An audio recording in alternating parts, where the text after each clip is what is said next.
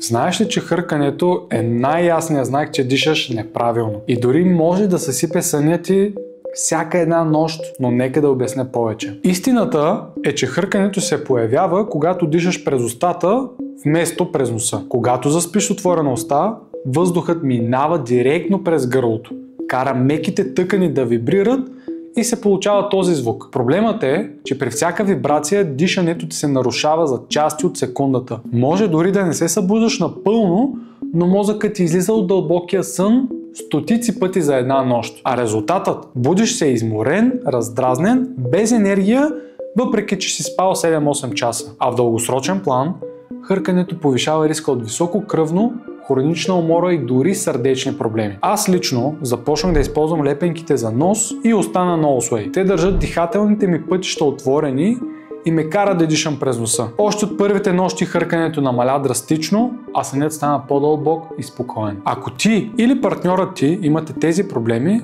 сега е моментът да опитате. В noseway.bg вече започна ранния черен петък с намаление до 50%. Поръчай днес и усети разликата още от първата нощ.